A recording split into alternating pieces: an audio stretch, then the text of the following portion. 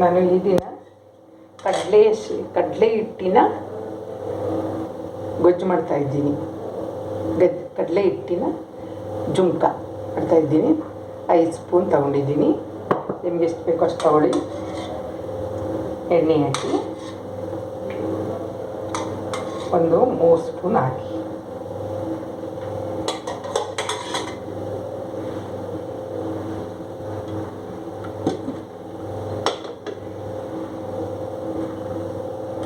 ಎಣ್ಣೆ ಹಾಕಿದ್ಮೇಲೆ ಸಾಸಿವೆ ಹಾಕಿ ಸ್ವಲ್ಪ ಕಡಲೆಬೇಳೆ ಹಾಕಿ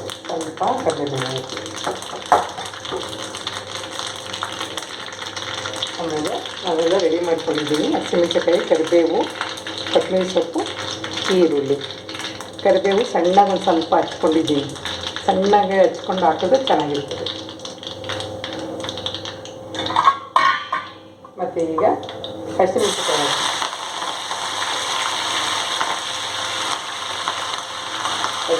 ಹಾಕಿ ಅದರ ಮೇಲೆ ಕರಿಬೇವು ಹಾಕಿ, ಒಂದು ಸ್ವಲ್ಪ ಕರಿಬೇವು ಹಾಕಿ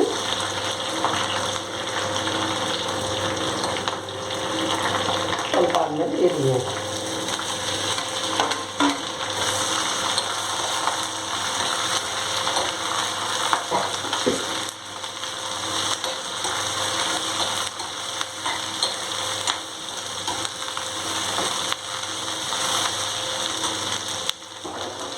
ಈರುಳ್ಳಿ ಹಾಕಿದ್ಮೇಲೆ ಅಷ್ಟದ ಪುಡಿ ಹಾಕಿ ಅರ್ಧ ಸ್ಪೂನ್ ಹಾಕಿ. ಕಡಲೆ ಹಿಟ್ಟಿಗೆ ಅಷ್ಟದ ಪುಡಿ ಮುಂದೆ ಇರಬೇಕು. ಅಷ್ಟದ ಪುಡಿ ಹಾಕಿ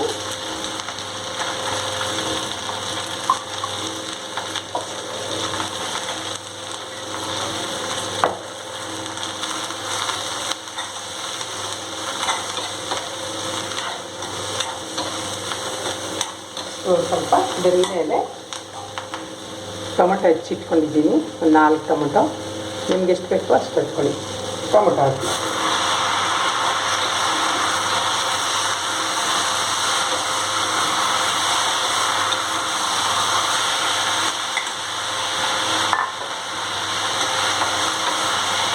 ಟೊಮೊಟೊ ಹಾಕಿದ್ಮೇಲೆ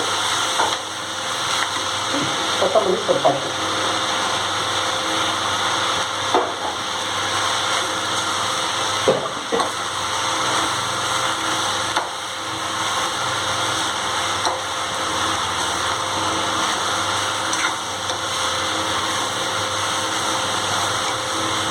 ಎಲ್ಲ ಬೆಂದು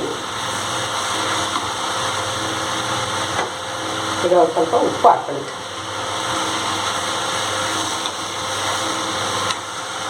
ಎಲ್ಲನೂ ಬೇಯ್ತಾ ಇರುತ್ತೆ. ಸ್ವಲ್ಪ ಉಪ್ಪು ಹಾಕಿದ್ರೆ ಎಷ್ಟು ಬೇಕೋ ಅಷ್ಟು ಉಪ್ಪು ಹಾಕ್ಕೊಳ್ಳಿ. ಆಮೇಲೆ ಬೇಕಾದ್ರೆ ಹಾಕೊಳ್ಳಿ ಉಪ್ಪು. ಇನ್ನೊಂದು ಸ್ವಲ್ಪ ಹಾಕಿ.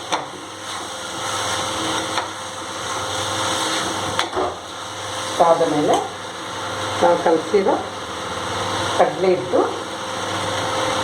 ಹಾಕಬೇಕು.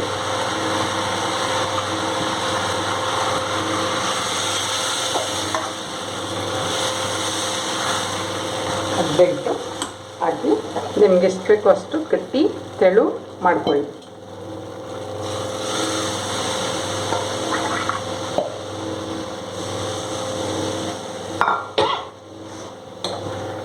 ನಿಮ್ಗೆ ಎಷ್ಟು ಬೇಕೋ ಅಷ್ಟು ಗಟ್ಟಿ ತೆಳು ಮಾಡ್ಕೊಳ್ಳಿ.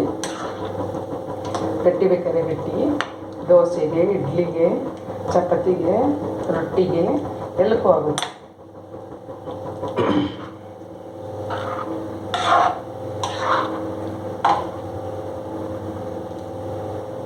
ಈಗ ಉಪ್ಪು ಸಪ್ಪೆ ನೋಡಿ.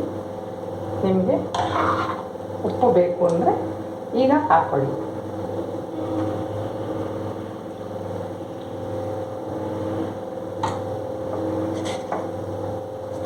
ಹಾಕ್ಕೊಂಡು ಒಂದು 5 ನಿಮಿಷ ಸಣ್ಣ ಉರಿಲಿ ಇದು ಬೇಯಬೇಕು.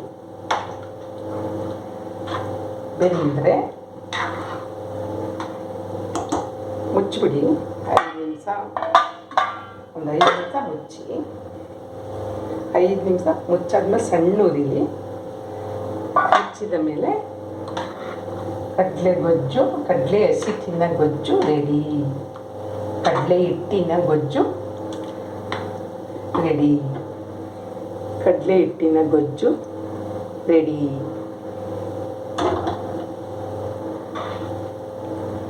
ನೋಡಿ, ಕಡಲೆ ಹಿಟ್ಟಿನ ಗೊಜ್ಜು ರೆಡಿ. ಸೂಪರಾಗಿರುತ್ತೆ, ಸೂಪರಾಗಿರುತ್ತೆ.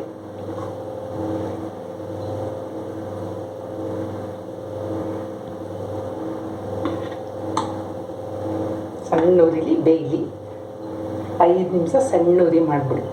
ಸಣ್ಣ ಉರಿ ಮಾಡಿ ಬೇಯಲಿ. ಸೂಪರ್. ಕಡಲೆ ಹಿಟ್ಟು ರೊಟ್ಟಿಗೆ ನಾನು ರೊಟ್ಟಿ ಮಾಡೋಕ್ಕೆ ಎಲ್ಲ ಕಲಿಸ್ಕೊಂಡಿದ್ದೀನಿ. ರೊಟ್ಟಿ ಮಾಡ್ತೀನಿ.